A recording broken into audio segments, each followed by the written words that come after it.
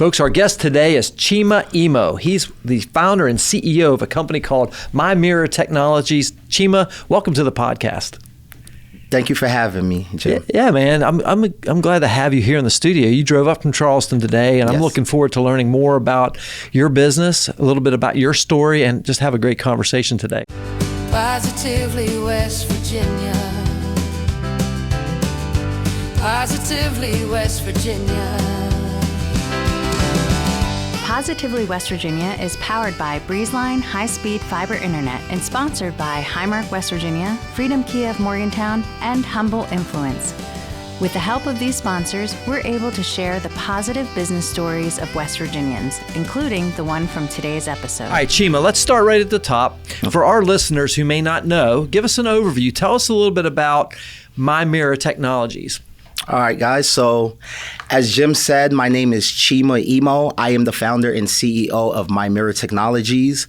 So MiMiroir Technologies is a wearable sports tech platform building right out of West Virginia, Charleston. Yeah. We are building the next grade of intelligent wearable technology, starting with our first platform, Mótus, which is a smart, intelligent footwear platform. So it mixes analytics, sensing, data recovery, feedback, haptic feedback, things like that into a wearable similar to your Fitbits, your Apple Watches. But with this device in particular, it is manageable or able to be integrated into a footwear. So it gives more advanced and more, correct tracking. Yeah, Chima, this is amazing. Now, I want to see the product. Do you have a sample of the product? Yes, absolutely. Like I told you guys, I love this thing. So it's early. We are early in this, but I wear it, right? This is the MVP. Yeah. I wear these things. They work. Look at that.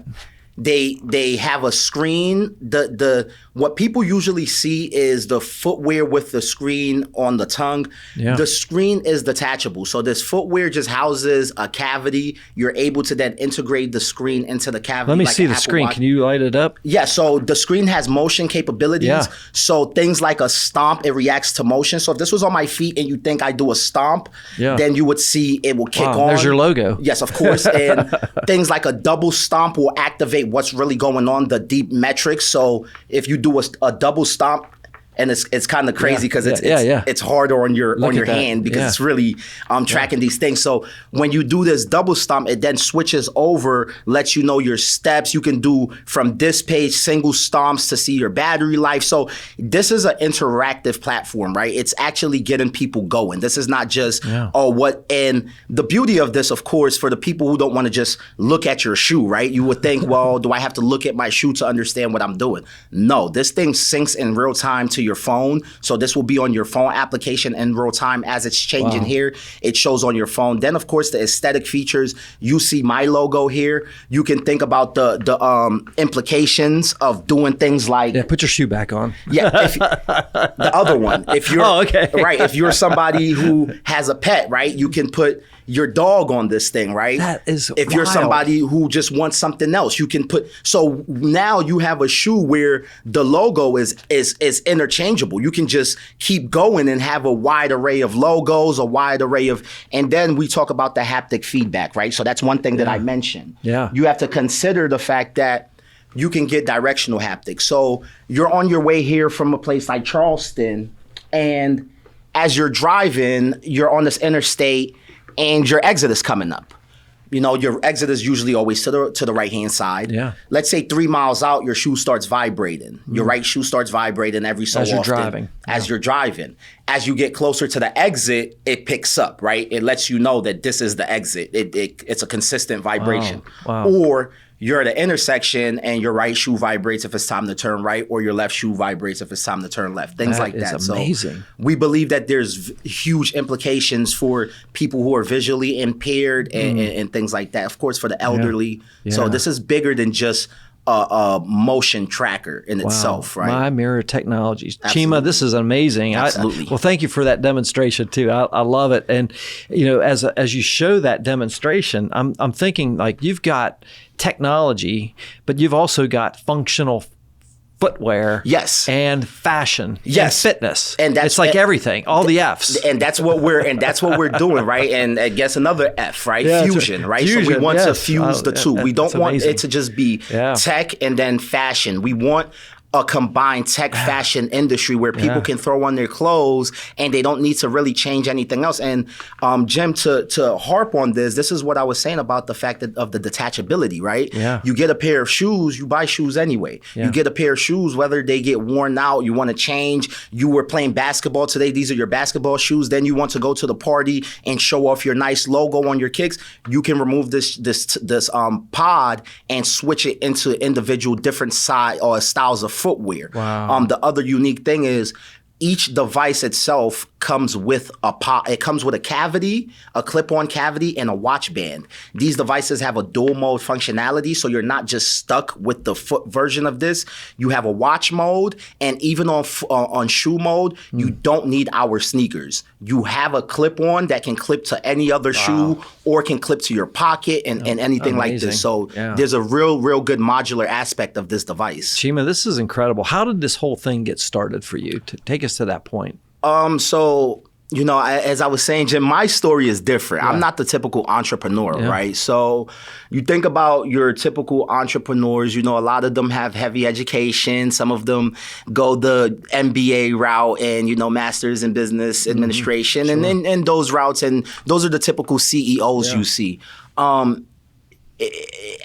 can't even say not often. I don't know if you ever see, a CEO who comes from my demographic, grew up in the Bronx, who also can sit here telling you that I've done 10 years of incarceration, right? Straight. So my story starts at 18, my adult story. So take us back. You were born in the Bronx, New York. I was born in Lagos, Nigeria. Lagos, Nigeria. My family came here when I was 6. So you have to think about the culture shock of a kid moving to the Bronx, right, at that. And now everything changes, right? You're no longer in Nigeria, right? So you're now in this new country. You have to fit in. You're trying to learn the language. It's 6 years old. Barriers, all the things. And, I guess it's one of those things, if you only understand once you grow up with an African parent, man, they're really strict. So, and then having a parent that's not understanding to the culture, things were a little difficult I can only imagine. In my youth. But one thing that actually was crazy is I was always a very good student, intellectually smart, book smart. So I was able to maintain grades, and all the way up to about 17 years old, when I came here, that's when I came to this state, I was going to West Virginia State University for pre-med biology, right? And things happen. I fall into the wrong crowd, and I get incarcerated for stealing cell phones, literally just grab the cell phone and run. And I did 10 years, so straight. Wow. So, Was that here in West Virginia? Yeah. And you would think, no one got injured. You just live and you learn. I think it was a bit harsh? Yeah. Do I think it was a bit harsh on the punishment time? Yes.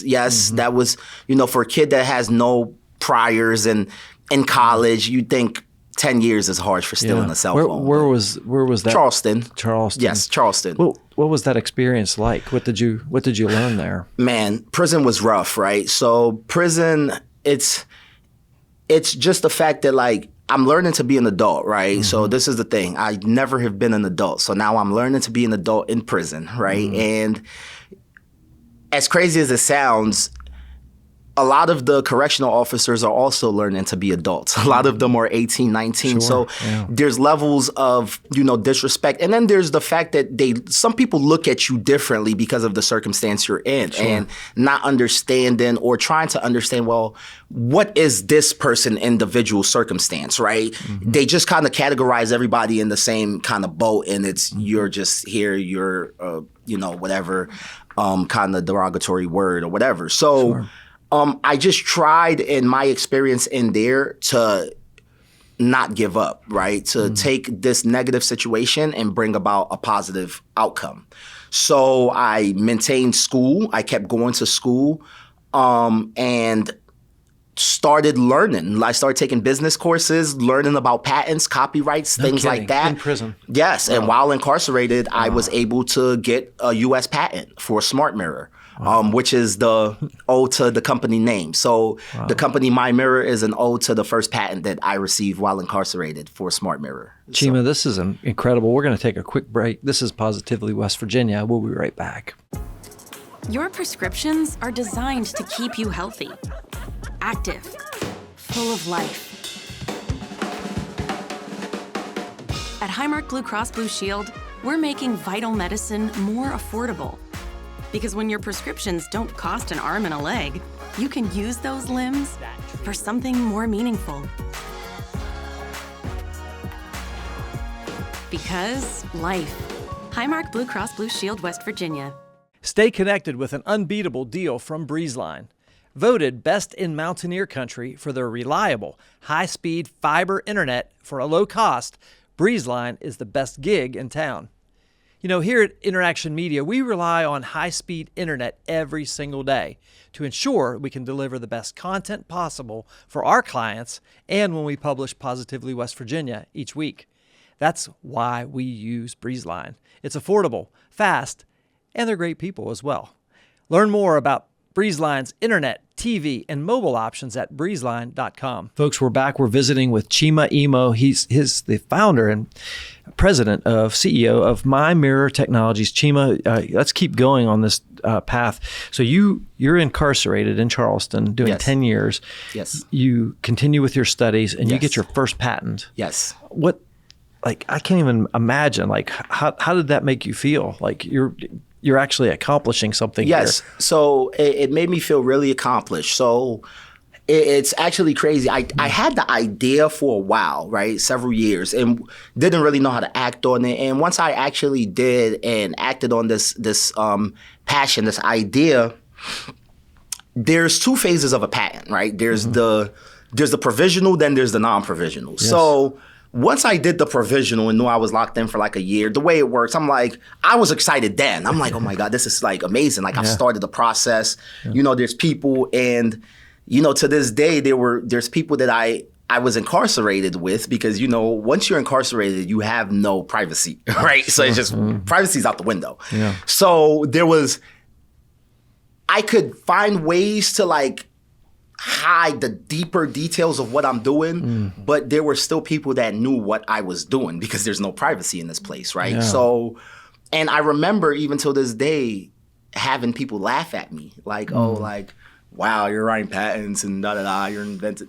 And I'm just like, what do you want to do when you leave this place, right? Yeah. Is this it for you? There's freedom, there's an outside. So it was always I'm going to get out of here. And when I get out of here, what do I want out of my life, right? So that was a big part of it. So even with all those, you know, and especially in a place like that, everybody thinks there's a certain standard to being cool, or, you know, so patents isn't it, right? Patents isn't cutting the cool standard, right? Yeah. So, but I learned to be myself, right? I learned to become my own adult, know what is best for me, not be swayed, and understand once I really hit that part of myself, it's sky was the limit. Like you were saying, that's growing up. Yeah, literally. So wow, it was maturing. So did that process and keeping your education going, and you know the optimism of getting a patent for some technology that was your own idea. Yes. Did that kind of give you a sense of hope? Yes. So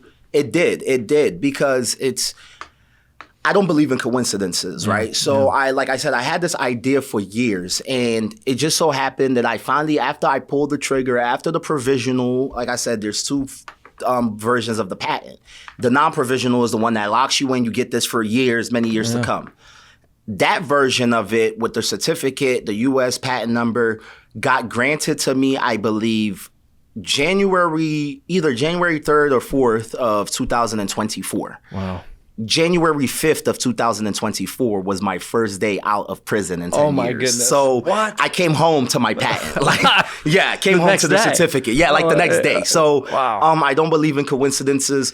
So when I came home, I had to do parole because, you know, after such a long time, this was my first time out. And when I say I did 10 years, I wasn't in there catching new charges or messing up. That was my time to come home. Yes. So I came home the first time, made parole, and had my parole officer. I got off parole the first time. On parole, I got a job like my first month out at CAMC Memorial Hospital, which I've been working at ever since. I still am currently employed there.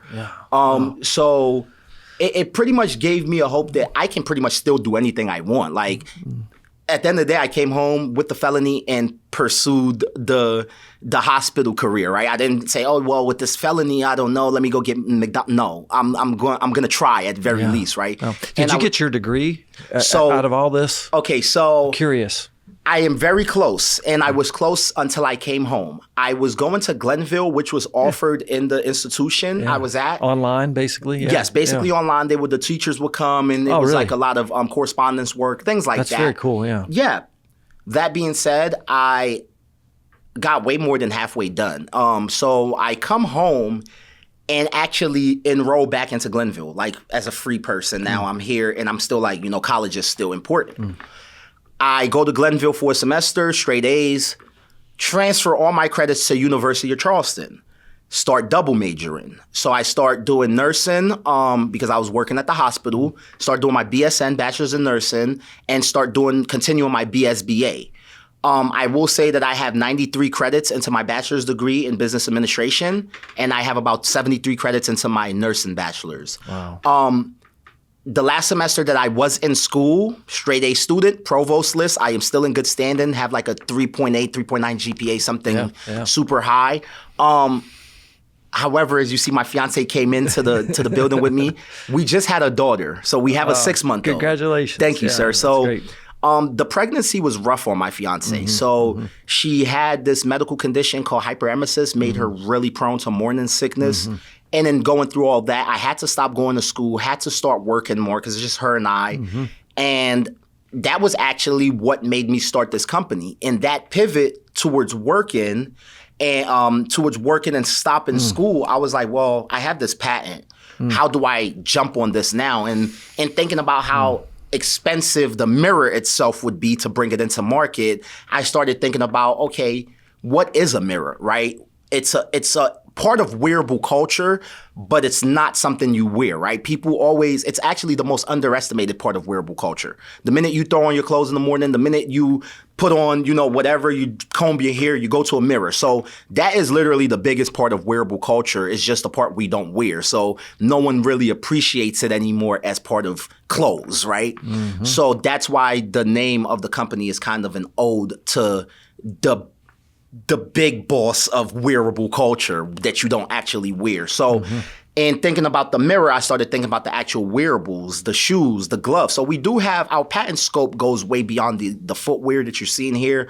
We have heart monitors, wireless, gloves, and the concept is that they connect to the same ecosystem. So your heart monitor will be telling you, hey, your heart rate is 160, but your shoes will be telling you, hey, high activity in motion, so you're okay. So it's pretty much a combined, unified ecosystem of wearable technology. Yeah, so that's the shoes amazing. are just the first step. I'm No going to pun take intended. one more break. This is Positively West Virginia. We'll be right back. In a world obsessed with leadership, what if the real key to success is followership? We hear it all the time. Be a leader, take charge. But what if the most impactful people aren't the ones leading from the front? In Humble Influence, I explore how humility, collaboration, and shared purpose empower followers to create meaningful change in business, organizations, and relationships. Discover the strength of true followership with Humble Influence. Folks, we're back. We're visiting with Chima Imoh. He is the CEO and founder of MiMiroir Technologies, a wearable technology company, but also fashion forward, fitness, the whole deal. Yes. Chima, I'm really intrigued by your story. I think you're inspiring me just by listening to you, and I'm sure our audience is feeling that same way. Now, I want to talk a little bit specifically about this patent. Is it one patent that you have now, and what is the patent? Okay, so I have multiple patents across my ecosystem. Oh my gosh. We have a patent for the devices themselves and the individuality of the devices, the placements of certain things, the gloves, the shoes. However, we then have a ecosystem patent for Reflexion OS, and that's what we call our back-end data, that the app, the thing that's doing all this back leg work, right? The thing no one sees, kind of like your iCloud, right? You have your iPhone, but your iCloud is storing all this data. So similar to that, we have Reflexion OS, Reflexion Operating System. This system itself is patented. The devices themselves are patented, and we don't want to like fully show off our roadmap. But yeah, it's a beautiful thing, we believe, of what's to come for West Virginia in the wearable space. So are the products ready for market yet? Tell us a little bit the stage of business in. Are you early stage? Tell us a little bit about that. So we are fully in the MVP stage. That stands for minimally viable product. Right. So we do want people to get the best version of this device they can. As you saw, I took this device off, showed it to you guys. It works. The motion sensors, all these capabilities work. We want to give our users their branded device, right? So let me take it back to what I'm actually wearing. This MVP that I showed, it is not our footwear. It is an outsourced footwear, and we integrated the tech into the footwear. Sure. So now we actually have our manufacturing pathway with our manufacturing partners that is going to create our actual physical shoe, right? And sneaker. Our sneaker. We're calling them Omen. So the very first one will be Omen 1. So this footwear will offer a cavity in the tongue. So remember, the footwear and the device are two separate entities. Yeah. So you can buy the sneakers without the screen. You can buy the sneaker with the screen. And of course, there will be bundling pricing and things like that for the device with the shoe specifically and things like that. So we are at the phase where very soon we will be coming to entering the market with our own individual shoe, footwear branded with our insignia and everything like that. So that's incredible. Yes. And that's expected in April. So we're excited about that. And so we're recording this at the end of February 2026. Yes. So about 2 months. Yeah. So this is great. Yeah. So Chima, when I'm listening to your story, one of the questions that's popping into my head is like, this is expensive to get patents and do all this legwork. How are you funding this thing? How does it work? You don't have to give me all the this top secret stuff. But So a lot of it is, I guess there's this term that goes around, right? The unicorn founder. Yeah. In that sense, like, I feel like I'm Pegasus, right? Because like I got the horn and the wings. So it's just like the unicorn is blown out of proportion at this point. The funding, majority of the funding up till the patent even to the creation of the MVP has been all self-funded by me. Wow. So I did the patents myself, right? My first ever patent for the smart mirror was done with attorneys. In that process, I kind of learned, watched them, shadowed them, saw what they were doing, every specific paperwork they wanted me to turn in. I was looking at it, understanding why and what is needed, how to respond and things like that. And when it came time for me to do this, now I significantly cut my price from several tens of thousands to several $100s because all I had to do was pay for application fees, the patent fees, seeing that I'm doing it myself. So DIY, do it yourself. So we have that. Interestingly enough, the coding has been done by me. So the stomp detection, the seeing my logo, doing everything that the footwear is doing has been done by me. And the cavity for the MVP has been internally done by my lead engineer with the company. So a lot of things have been fairly cost effective at this point. We will say that we were fortunate to already pass the phase in securing our SBA loan. So, we're making strides and we're making progress. Yeah. As you see here, I am wearing my branded insignia apparel. Yeah. We're starting our apparel program. So if that's ways people want to know how they can support us, our apparel is about to enter the market. The everyday consumer may get a chance right now to purchase, but we are looking at more institutional partnerships. We just did a jersey creation for a team in Nigeria. a semi-pro team, so we did their team logo and our branded insignia as well. So under our company brand. So we're getting ready to send that out to them. So yeah, we're just gonna start slow, use the apparel as a funding bridge to get to the devices. But everything is, for the most part, almost done. Well, you mentioned when you first moved to the Bronx from Nigeria, yes. You were at the age of 6, and you talked about at that early age, you were a pretty good student. Yes. Right? Yes. And I could tell, I mean, you have intellectual capacity beyond your years. I mean, you're a very wise guy, yes, honestly, and I appreciate you sharing some of this wisdom. So, when you think about doing business in West Virginia, yes, what's that been like? Are there opportunities here for entrepreneurs? Do you feel that there's support? This is hands down probably the best state a young person could start a business in, right? Why do you feel that way? Because you have to think, right? And this is the best way I'll explain this. As somebody that grew up in New York, right? The personality of someone won't change across different fields, right? So West Virginians are naturally positive. Like, just as crazy as it sounds, West Virginians are naturally receptive. They welcome the state pride, right? They have a huge bit of state pride. Like, I don't know if I've ever seen any state actually that quite has the amount of state pride as West Virginians, right? And that being said, as somebody starting a business, why would you, that should be the first thing you think about, right? Is my state probably is number one in state pride. Like, yeah.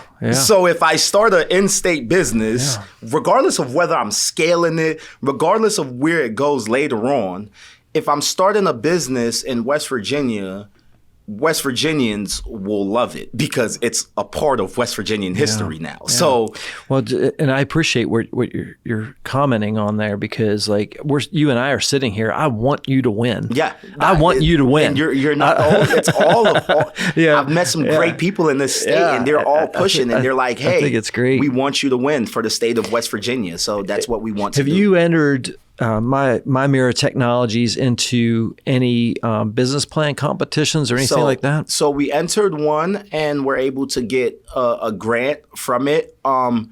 We've been very strategic in the ones that we do enter, right? We want to make sure that there's a fit. We don't want to just enter into anything.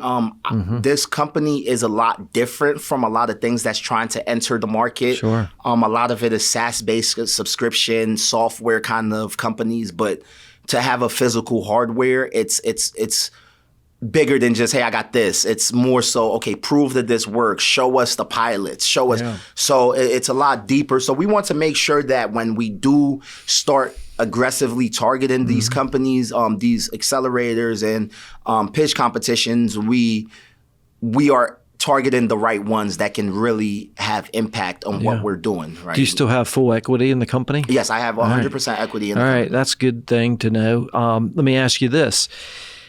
As you think about the vision for MiMiroir Technologies as a company, taking this to market, is there what is the strategy? Is it you want to own the company and technology and manufacturing, or would you license this to another? Okay, so the beauty of what we're building is we hope that as we scale, that hey, Nike, Puma, whoever one day says, hey, we just want to put the cavity on our shoes. Forget the screen. You already got the screen. Your users can now take their screen that they've been using across all these other footwears, calculating their steps. Yeah. Of course, this thing grows and learns with them personally. Yeah. Now they don't have to switch anything. They can just take this screen, put it in a Nike shoe. That's just awesome. Because it has the cavity. Yeah. So we're open to license and partnerships and things like that. When I first saw the product, when you took your shoe off and showed us in the camera, I was blown away because I'm a tech guy. I love screens. My company focuses a lot on video and imagery, and I love that. And the technology is so amazing today with high resolution. Yes. And I'm a college basketball fan. Oh, yeah. And I love the Mountaineers. And one of the things that I've noticed over the years, especially the last couple of years, is the shoe game with the athletes, right? And everybody seems to be outdoing each other with colors. And you have a blue and gold uniform, but you're wearing pink, I don't even know what brand they are, literally. But can you imagine your screen running down the court and they're showing their personal brand on their shoe? Right. So this is, and this is the beauty of what we're trying to introduce, right? We want a system where the user can own their own IP, right? You can literally wake up in the morning and say, you can wake up and say, this toaster, like this is the toaster. It's my toaster, but I'm gonna wear this as my logo today. Like, right? So it doesn't really matter what it is. You can be walking and see a nice star or sunset and take a picture, and that's what you're wearing for the day. Of course, it goes to other implications. You can, and what we're hoping to do, as you said, the licensing part, right?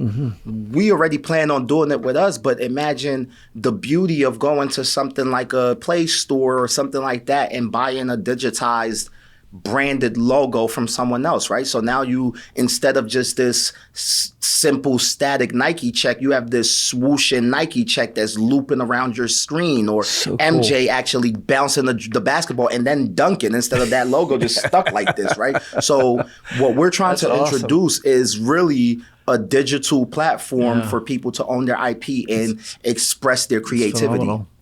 I love it. Chima, like, you're a creative guy. I mean, I honestly, you're out there, and I love it because I think that we need creativity. Yes. Where does that come from? I believe it comes from life experience. I will say I've taken, even the bad, I've taken all my life experiences and put it into one just healthy casserole, right? There's a mixture, and don't get me wrong, there's a mixture of, the things, the difficult times I went with as a child. I didn't speak on that, but I went through some things as a child, and there's the incarceration, there's all these things in life. There's coming from a whole nother country, coming to this country, not understanding who you are, what how to become yourself, especially in a single parent household, not having a father. So it already made it hard, so there's a whole lot that went into this. So I've learned to take all of this, not just the good, but the bad, and put it into myself, right? And this person that I am, it becomes part of my creative, I guess, juices. So creativity doesn't always have to be a good thing, right? As crazy as it sounds, like your inspiration might come from pain, and that's okay. You see it in music all the time. People just think it has to be in music, or everything is an art form, including technology, right? So you can channel this pain into something that will be productive, and that's basically what I've been trying to do from day one. And a lot of it is showing, and as crazy as it sounds, it's showing people that look like me, my demographic, that, hey, dude, you don't have to be a basketball player. As sweet as that sounds, I get that. And if that's what you want to do in life, okay, but just remember, there's like 1 million D1 schools, and there's only like 30 teams. Like, they only draft first round and round two, like the first and second round teams. And then, you may go and draft them, but like, dude, the odds are so limited. But the odds of using your real intellect is beyond measure. Even if you're not an inventor, if you want to go to school and be a doctor, you want to go to school and be a lawyer, the odds of you being more financially adequate in your later life is better if you use your intellectual talent than your physical talent, if that makes sense. So 100%. Yeah,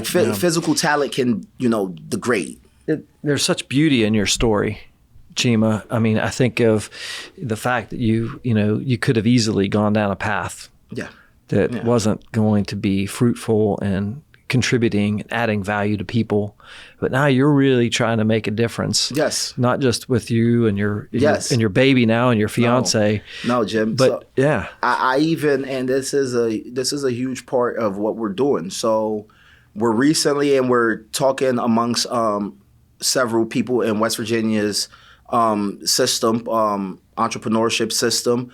We are actually in the midway phase of nonprofit formation.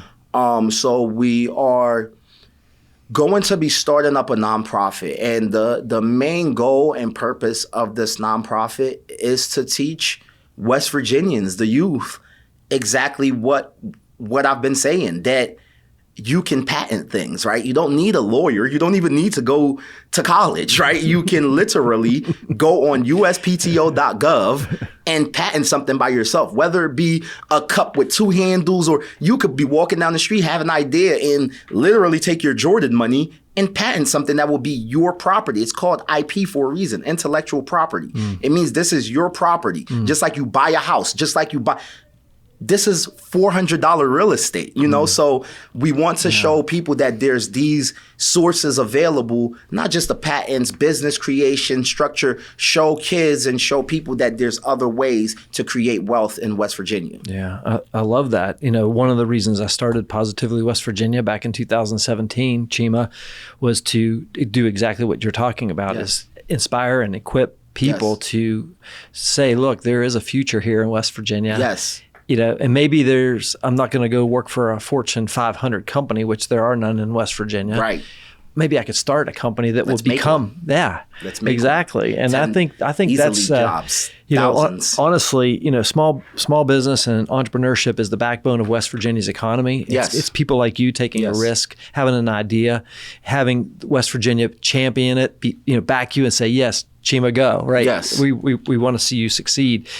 What a perfect storm. You know, we have a perfect ecosystem, like you called it here in West Virginia. We have people like you with creative ideas and passion even and the energy. Senator.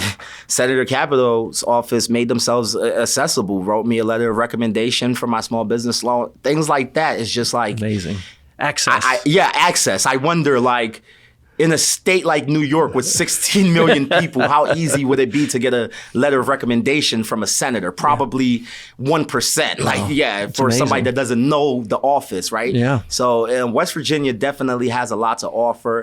There's Tech Connect. There's the West Virginia entrepreneurship ecosystem. Are you part of those? Yes, absolutely. Yeah, that's great. Yes. So there's just so much here in state to offer. And these foundations, these organizations are granting access. It's not like they're like, oh, no, we're for the super elite. Like, I come to these guys with just nothing but an idea. Like, hey, I got this idea for a shoe, nothing else. And they're like, okay, let's introduce you to some people. Well, you kind of said it, but I want to really get to the point on this. But, you know, if you were speaking to somebody who might be a little down on their luck or maybe feeling a little like a victim, you know, they've got the deck stacked against them. Yeah. Maybe they've been incarcerated before. Yeah. What would you say to them about starting a business here in West Virginia? I'd say do it.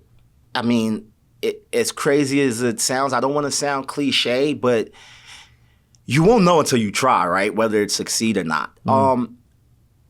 If you do it right. And by what I mean by right, even if you fail, right, you might fail. You might fail and need to pivot. You might fail and need to do something else.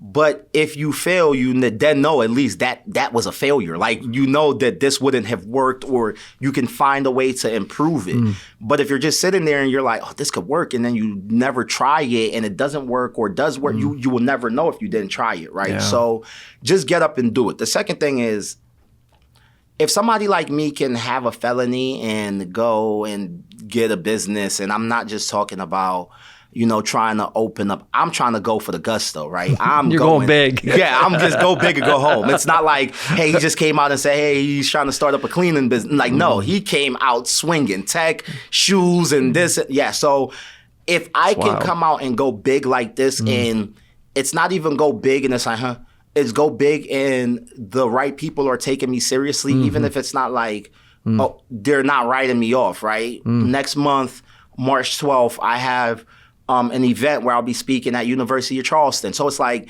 they're inviting me to these things. I didn't say, hey, what's up with University of Charleston? They're like, hey, we would love for you to be one of 3 startups to talk about your, you know, what you're doing in West Virginia. This is incredible. Very deserving. Yeah. Right. So with things like that, it's just do it. Yeah. You know, I love that advice, you know, and it's authentic. you're coming at it from a real perspective, and I think you have a lot of authority to talk about that subject. So thank you for sharing that wisdom. No problem. Thank you.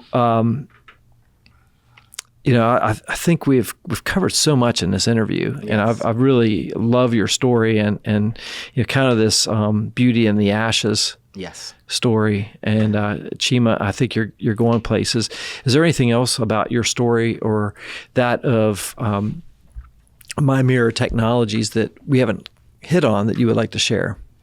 No, I just want people, the audience to know, just expect us. Do not write us off. We're coming. No doubt. And we're already here, but we're definitely trying to create an impact for West Virginia, for people in this state, for people that wake up, the everyday people that go to work, and we're just trying to create opportunities, right? Mm-hmm. So that's all this is about, creating wealth and bringing wealth to this state so people can stop leaving. Yeah, I think you're onto something there. You're in Kanawha County, Charleston area, and, I think of some of the bad press that we've been getting, around the West Virginia, everything from our health condition, our mental health condition, our economic education condition. Yeah. It's just, we have so much going against us, but then we also have so much going for us. Good. We got to tap into that. Yes. We need people, young people, just like you, to stay here in West Virginia. The next generation. Next generation. Yeah. And we need West Virginians to continue to support companies like MiMiroir Technologies. Yeah, I can't wait till it comes out. I'm going to get a pair. Yes, absolutely. I can't wait to see it. Absolutely. It's going to be incredible. Absolutely. I want one of those pullovers too. Yeah, that's pretty. Well, I look good in that, Chimo. I don't know. Yeah, absolutely. I think you look. It's got the M for stylish. my name, Matuga. That'd be all right. Definitely stunning. All right, we'll have to definitely do that. Well, I just like I said, I've really enjoyed this conversation and just learning about you. I think what you're doing is really great. How can people learn more about MiMiroir Technologies, learn more about your story, Chima, and even get in touch with you? What's the best way to do that now? So we are on mainly all social media platforms. Mm-hmm. Me, myself, personally, I am on all social media platforms except X, maybe. Mm-hmm. My name is very unique. Mm-hmm. Chima, spelled Chima. If it doesn't pop up, then if you put in the last one, Imoh, if that doesn't pop up, I don't know what happened to your browser. So, we're pretty accessible. I respond to people that engage with what we're doing. We're highly supportive of people that engage with what we're doing. We want to see everybody win, and it's not just about us, how you can support us. We want the West Virginia public to know that if there's ways that me or my company can support you as well, then, feel free to message us and just have a conversation. Yeah, absolutely. Yeah. We'll make sure we have links to all that in the social media posts that we put out in the show notes, because I want people to definitely get behind Chima Imoh, MiMiroir Technologies. Chima, it's been a great honor to have you on our podcast today. Yes, sir. You've got me fired up and inspired. I want to go out and conquer the world now. Thank you for that. Appreciate you. And I just want to encourage you to keep up the great work. Yes, sir. Thank you. Thank you for having me here. Absolutely. Yes. Yeah, thank you. Folks, that's a wrap on another episode of Positively West Virginia. If you or someone you know would be a great guest on our show, drop us a line on our website at positivelywv.com. Of course, we appreciate your comments, sharing these great posts of people like Chima Imoh and his company, MiMiroir Technologies. And we, of course, appreciate your encouragement along the way, too. It keeps us going after all these years. We certainly appreciate that. On behalf of our entire Positively West Virginia team, including our producer today, Mr. Jimmy Murray behind the controls, I'm your host, Jim Matuga. Stay positive, West Virginia. We'd like to thank our partners, Highmark West Virginia, Freedom Kia of Morgantown, InnerAction Media, Humble Influence, and our studio sponsor, Breezeline, for helping to share these positive stories. If you'd like to become a sponsor of the Positively West Virginia podcast, visit positivelywv.com/sponsor.